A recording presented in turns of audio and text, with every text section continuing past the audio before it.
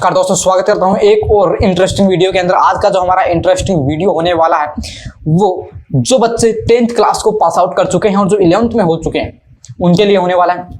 क्योंकि अब जो 11th में हुए बच्चों के मन में जो माइंड में जो बहुत बड़ा डाउट आ रहा है वो आ रहा है कि हम अपने स्ट्रीम को कैसे चूज करें, कि हम अपने सब्जेक्ट को कैसे चूज करें, कि आर्ट्स ले, कॉमर्स ले या साइंस ले। तो ये कंप्लीट डाउट जो है आपको मैं इस वीडियो के अंदर क्लियर कर रहा हूँ और एंड तक अगर आपने इस वीडियो को देख लिया तो आपके माइंड में कोई भी डाउट शेष नहीं रहेगा कि हमें कौन से स्ट्रीम को चूज करना चाहिए।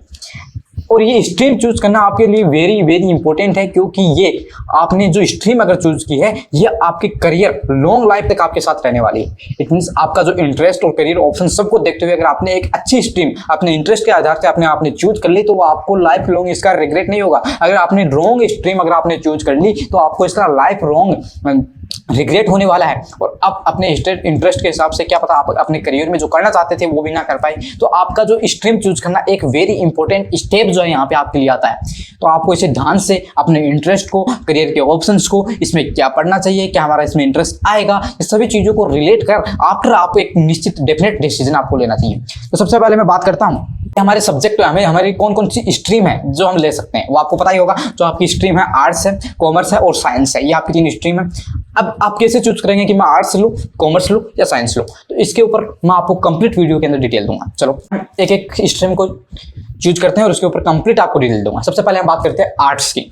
आर्ट्स की बात करें तो आर्ट्स में आप सबसे पहले तो ये जान लीजिएगा कि हमें किस प्रकार के पढ़ना पड़ेगा। तो मैं बता देता हूँ, आपका जो आर्ट्स के अंदर जो मैक्सिमम जो मैक्स पार्ट होता है वो आपका थ्योरेटिकल होता है। थ्योरेटिकल होता है, जैसे आपने पॉलिटिकल के बारे में पढ़ लिया आपकी, और जैसे आपकी हिस्ट्री हो गई, अदर आपकी जो रिवर वगैरह हो गई, इनके बोलते हैं ना जैसे नदी का उद्गम स्थल क्या होता है, ये सब आपको हिस्ट्री, ये मतलब आपकी जो थ्योरेटिकल पार्ट जो है वो आपका ज़्यादा आने वाला है। It's okay. उसके बाद में अगर बात करें कि ये बताइएगा कि आप जो 12th क्लास 11th और 12th जो क्लास हमारी आर्ट्स में, हमें आर्ट्स जो स्ट्रीम हमें इसमें कौन कौन से सब्जेक्ट पढ़ने को मिलते हैं। तो सबसे पहले मैं बात करूँ कि आर्ट्स में आने वाले सब्जेक्ट की अगर मैं लिस्ट करूँ तो सबसे पहला इकोनॉमिक्स, हिस्ट्री, पॉलिटिकल साइंस, और इसमें जियोग्राफी, साइकोलॉजी, सोशियोलॉजी, और इसमें आपको एक फिलोसॉफी एंड आपकी जो computer science and Hindi and English. Hindi और इंग्लिश आपको एवरी स्ट्रीम के अंदर नेसेसरी होते हैं। तो ये मैंने जो सब्जेक्ट्स बोले ये आपको इस आर्ट्स के अंदर पढ़ने को।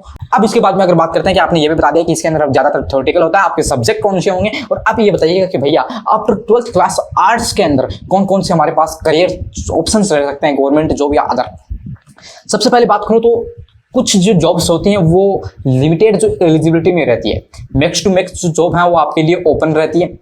कुछ जॉब्स जो है वो आपका जैसे साइंस मैथ अनिवार्य कर देती है, या कुछ बायो आपको नेसेसरी कर देती है। कुछ जॉब होती है जो आप इससे कट ऑफ हो जाते हैं, मतलब आपसे इससे बाहर हो जाते हैं। लेकिन मैक्स टू मैक्स जॉब आपको इसके लिए अप्लाई के लिए आपके लिए गेट ओपन करती है। चलो सबसे पहले बात करता हूँ कि इसके लिए सबसे बड़ी एग्जाम जो आप यूपीएससी, IAS, RAS जो भी आप बनना चाहते हैं, जिला कलेक्टर जो भी आप बनना चाहते हैं, ये इसके अंदर आप बन सकते हैं। ये आपका बड़ा करियर ऑप्शन है। इसके बाद में यूपीएससी हो गया। इसके बाद में आपकी स्टेट में जो मैक्स टू मैक्स जो आपकी गवर्नमेंट जॉब आते हैं उसके लिए आप एलिजिबल होंगे।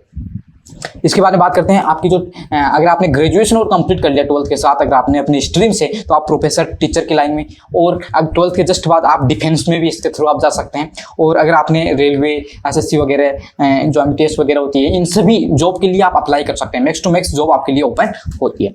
चलो आपने आर्ट्स के विषय में डिटेल दी। अब बात करते हैं कॉमर्स के विषय में। कॉमर्स स्ट्रीम जो है वो ज़्यादातर आपकी जो बही खाता आपने नाम सुना होगा, कैलकुलेटिव पार्ट भी इसमें ज़्यादा होता है और थ्योरेटिकल पार्ट भी इसके अंदर ज़्यादा होता है। और इसके अंदर आपकी जो बही खाता आपकी सुना होगा, ब्याज, इनकम टैक्स वगैरह, ये जो चलता है वो सभी कॉमर्स के अंदर आता है। ठीक है, इसमें भी आपको थोड़ी माइंड की थोड़ी ज़्यादा आपकी कैलकुलेटिव माइंड आपका होना ही चाहिए। ठीक है, सबसे पहले बात करते हैं कि भैया ये बताइएगा कि कॉमर्स स्ट्रीम में आने वाले सब्जेक्ट कौन कौन से हैं। तो सब्जेक्ट की मैं अगर आपको बात करूँ तो सब्जेक्ट में आपकी accountancy, economics, business studies, statistics और मैथमेटिक्स एंड इंफॉर्मेटिक्स प्रैक्टिक्स। ठीक है, इसके बाद 6 पे आता है हिंदी, 7 पे आता है इंग्लिश। ये जो आपकी कॉमर्स स्ट्रीम के अंदर जो सब्जेक्ट आते हैं मैंने उनकी लिस्ट बताई है।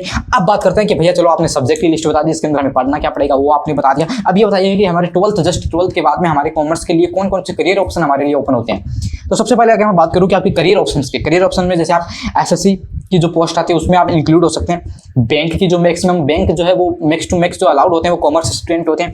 और आपकी रेलवे की आपकी जॉब होती है, डिफेंस के सेक्टर में आप जा सकते हैं, यूपीएससी के सेक्टर में आप जा सकते हैं, SSC CGL आपने सुना होगा उसके सेक्टर में आप जा सकते हैं। और जो सबसे बड़ी जो जॉब है आपने नाम सुना ही होगा, CA, आप CA बन सकते हैं। ओके, तो ये आपकी हो गई कॉमर्स के जो मोस्ट पॉपुलर जो करियर ऑप्शन है मैंने बता दी। बहुत सारे करियर ऑप्शन होते हैं, उनको लिस्टेज करना इतना पॉसिबल नहीं होता है। जो मैंने मेन जो लिस्टेज आप बताइए वो आपके लिए आपको मैं निकाल के आपके लिए लेके आया।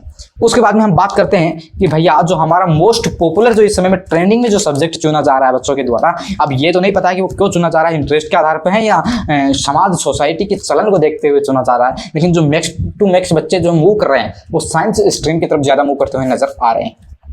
साइंस की अगर बात करें तो आपको इसको 3 भागों में, वैसे 2 भागों में मेनली डिवाइड किया गया है। एक तो मैथ्स होता है और एक बायोलॉजी होता है। इसी में से एक और स्ट्रीम इसके लिए लगा दी गई है, वो एग्रीकल्चर, जो इसी में बायोलॉजी की एक बहन की तरह होती है। तो सबसे पहले बात करते हैं बायोलॉजी सब्जेक्ट की, साइंस स्ट्रीम में बायोलॉजी की बात करते हैं। तो बायोलॉजी में आपको क्या पता है, बायोलॉजी नाम सुनकर आपको समझ में आ रहा होगा कुछ मेडिकल के फील्ड में होता है, लेकिन मैथ्स और बायो के लिए फिजिक्स, केमिस्ट्री, हिंदी और इंग्लिश, ये 4 सब्जेक्ट सेम होते हैं। बायोलॉजी वालों के लिए जो होता है ओनली एक बायोलॉजी सब्जेक्ट जुड़ जाता है, और मैथ्स वाले सब्जेक्ट बच्चों के लिए आपको बायोलॉजी के स्थान पर आपको मैथमेटिक्स आ जाती है। ये आपके 5 सब्जेक्ट होते हैं। चलो सबसे पहले अब बात करते हैं एग्रीकल्चर की। बायोलॉजी की हो गई, मैथ की हो गई, मैंने सब्जेक्ट बता दिया। अब एग्रीकल्चर के सब्जेक्ट में बता देता हूँ।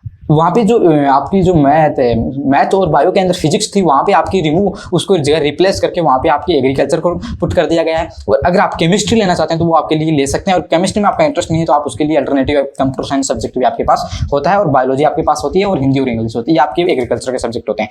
अब सबसे पहले बात करें कि भैया ये बता दीजिएगा कि आपके बायोलॉजी के सेक्टर में जो करियर ऑप्शंस कौन कौन से हैं।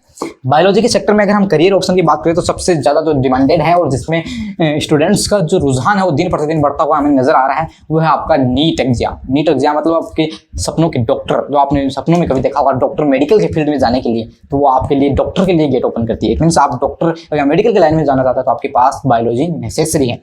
उसके पश्चात आपको डिफेंस के क्षेत्र में भी आपको छूट मिलती है। स्टेट गवर्नमेंट जॉब में भी आप मैक्स टू मैक्स अप्लाई करने के लिए एलिजिबल होते हैं। नर्सिंग के क्षेत्र में आप जा सकते हैं। रिसर्च के सेक्टर में, मेडिकल के सेक्टर में अगर आप रिसर्च में जाना चाहते हैं तो आप वहाँ पे जा सकते हैं। आप फोरेंसिक साइंटिस्ट बन सकते हैं। आप टीचिंग के क्षेत्र में भी आप जा सकते हैं। उसके बाद बात करते हैं मैथमेटिक्स की। तो मैथमेटिक्स की बात करें तो जो सबसे ज़्यादा ट्रेंडिंग में है और बच्चों स्टूडेंट्स का जो रुझान दिन प्रतिदिन बढ़ता हुआ आ रहा है, जेई एग्जाम की ओर बढ़ता जा रहा है, इंजीनियर बनना। तो आपकी जो मोस्ट पॉपुलर जो एग्जाम है जेई, इंजीनियर बनने का जो सपना होता है स्टूडेंट्स का, वो ज़्यादा ट्रेडिंग में है। उसके बाद में आप डिफेंस सेक्टर में इसके थ्रू जा सकते हैं। स्टेट गवर्नमेंट जो आपके लिए ओपन होती है, यूपीएससी आपके लिए ओपन होती है। रिसर्च इन टेक, अगर आप टेक के फील्ड में कोई रिसर्च करना चाहते हैं तो उसमें आप जा सकते हैं। साइंटिस्ट आप बन सकते हैं। और आप अगर बात करें टीचिंग के क्षेत्र में भी आप जा सकते हैं। एग्रीकल्चर के लिए बात करें तो मिक्स टू मिक्स जॉब आपके लिए ओपन होती है। और इस एग्रीकल्चर वालों के लिए जैसे आप नाम सुना होगा, वन विभाग के लिए जो भर्ती आती है, सुपरवाइजर, ये कुछ इंपॉर्टेंट होती है। और अदर जो गवर्नमेंट एग्जाम है सभी के लिए लगभग ओपन ही रहती है, सभी स्ट्रीम के लिए। इसके बाद बात करते हैं ग्रेजुएशन की, कि अगर आपने आर्ट्स, फाइनली आपने डिसीजन बना लिया, आर्ट्स सब्जेक्ट आपने चूज कर लिया, तो आपका जो ग्रेजुएशन होगा वो बीए या बीए, और बीए के जस्ट बाद में एमए होगा। अगर आपने कॉमर्स को चूज किया है तो आपका जो ग्रेजुएशन होगा वो आपका बीकॉम, और जस्ट इसके बाद में एम कोर। इसके बाद हम बात करते हैं आपकी, अगर आपने साइंस चूज किया तो आपका जो ग्रेजुएशन लेवल होगा वो बीएससी, एंड जस्ट इसके बाद एमएससी। ये आपका ग्रेजुएशन होता है। और ग्रेजुएशन के पश्चात आपको अदर जो गवर्नमेंट जॉब होते हैं उसके लिए भी आप एलिजिबल हो रहे होंगे। तो ये मैंने आपको इस पूरी वीडियो के अंदर समझाने की कोशिश की कि arts, commerce and science stream में आपको कौन कौन से सब्जेक्ट आपको पढ़ने पड़ेंगे, क्या आप उन सब्जेक्ट से अपना इंटरेस्ट रिलेट कर पाओगे, उसके आगे जो लाइफ में करियर ऑप्शंस क्या रहेंगे, वो मैंने इस वीडियो के अंदर आपको कंप्लीट डिटेल दी। अगर आपको वीडियो थोड़ा भी हेल्पफुल रहा हो तो वीडियो को लाइक, अदर्स के साथ शेयर, और चैनल को सब्सक्राइब कर आगे जरूर बढ़ जाइएगा। और इसी प्रकार के इंटरेस्टिंग वीडियो लेकर मैं इस चैनल के ऊपर आता रहूँगा। तो इस चैनल को सब्सक्राइब जरूर कर लेना, और मिलेंगे नेक्स्ट वीडियो में। तब तक के लिए जय हिंद।